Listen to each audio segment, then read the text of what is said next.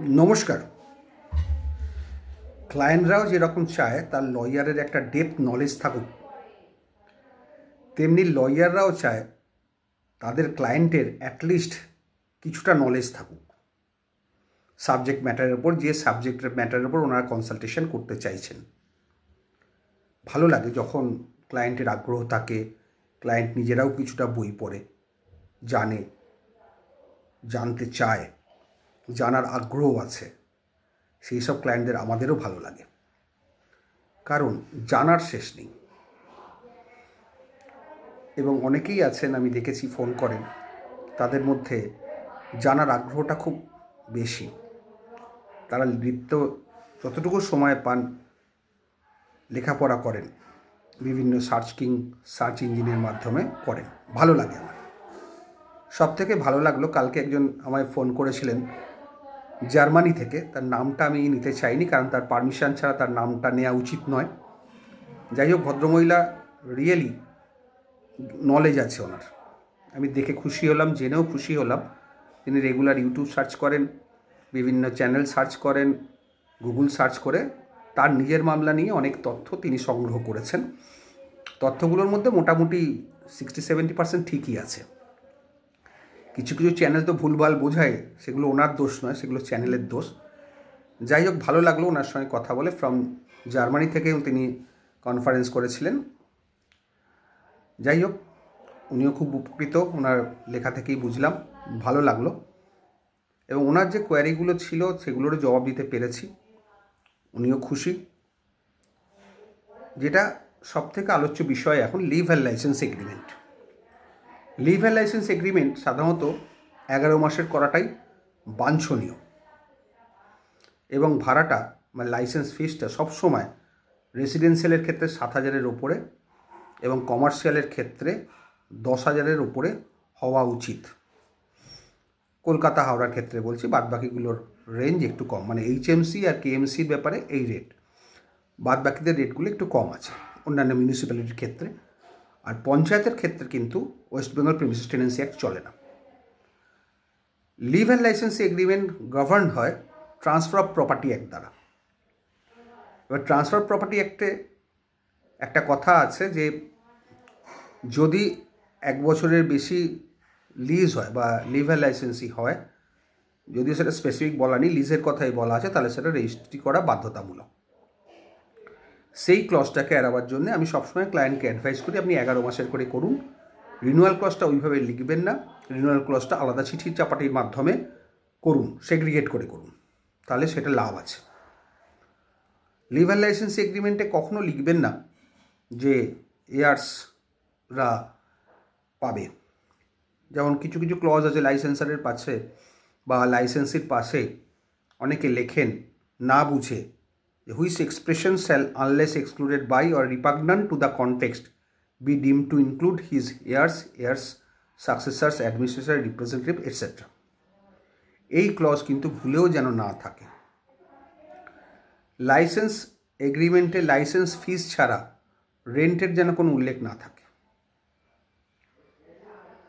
সেলামি কথাটা যেন উল্লেখ না থাকে, অ্যাডভান্স লেখা থাকতে পারে। যদিও যখনই এটা প্রেমিসেস টেনেন্সি অ্যাক্টের আয়ত্তের বাইরে চলে যাচ্ছে, 7,000 বা 10,000, যেটা বললাম রেসিডেন্সিয়ালের ক্ষেত্রে 7,000, কমার্শিয়ালের ক্ষেত্রে 10,000, এর বাইরে চলে গেলেই কিন্তু টেনেন্সি অ্যাক্টে আসবে না, আপনি যতই টেনেন্সি ক্লজ দিন। এবং যদি টেনেন্সি এগ্রিমেন্ট ফর টেনেন্সিও লিখে দেন, তাহলেও সেটা tenancy West Bengal premises tenancy অ্যাক্টের মধ্যে আসবে না, কারণ statute is more than personal law.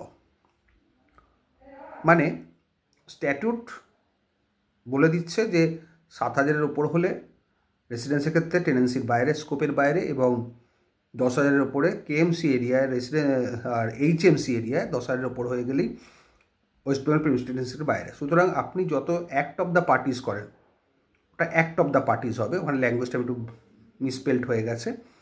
Act of the parties যতই লিখুক টেনেন্সি, কিন্তু যেহেতু স্ট্যাটিউটারি লতে আছে, স্ট্যাটিউটে আছে যে 10,000-এর ওপর বা 7,000-এর ওপর হয়ে গেলে লিজের মধ্যে চলে যাবে, transfer West Bengal premises tenancy অ্যাক্টের বাইরে চলে যাবে। সুতরাং সেখানে সেটা বাইরেই চলে যাবে টেনেন্সি লেখা থাকলেও।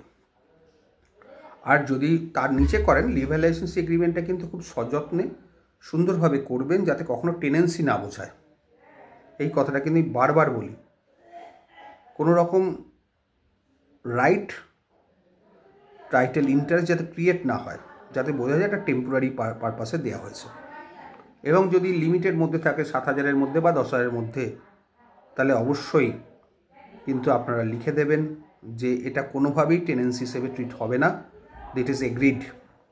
এটা কিন্তু লিখে দেবেন, কারণ অনেক সময় দেখা যায় কিছু লেখার ভুলে সেটা টেনেন্সি হিসেবে গণ্য হয়ে গেল।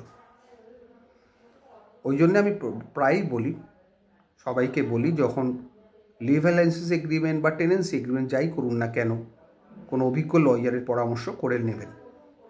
হয়তো আপনার কনসালটেশন ফিস যাবে, ড্রাফটিং ফিস বেশি হবে, কিন্তু আপনি সেফ থাকবেন। কিন্তু এমন কিছু করলেন আপনার নিজস্ব নলেজ দেখিয়ে, তখন কিন্তু আপনারা বিপদে পড়ে যাবেন। আর একটা জিনিস, নোটিশের ব্যাপার।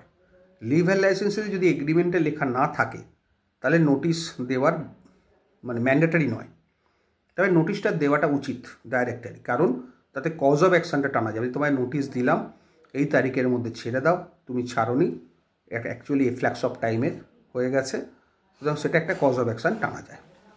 অনেক সময় লিভার লাইসেন্সি এগ্রিমেন্টে আপনার দেয়া থাকে নোটিশ পিরিয়ড, তখন সেই নোটিশ পিরিয়ডটা দেওয়াটা ভালো, যেহেতু এগ্রিড।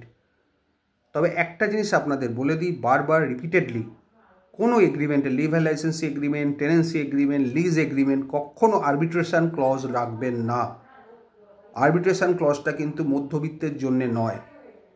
একটা আরবিট্রেশন করতে পার ডে 30 থেকে 40,000 বা তার বেশি খরচা হয় পার ডে হিসেবে।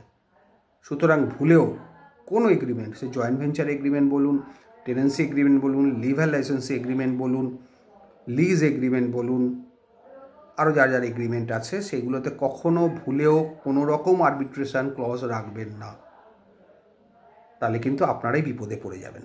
অনেকে না জেনে না বুঝে রেখে দেয় ফর ডেকোরেশন পারপাস, কিন্তু যখন বাস্তবে নেমে আসেন তখন বুঝতে পারেন কতটা ক্ষতি হয়ে গেছে তার।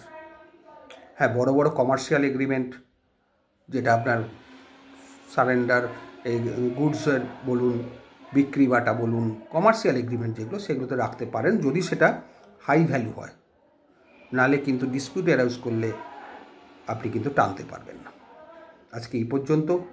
ভালো থাকবেন, ভালোভাবে দিন কাটান, ভালো থাকুন।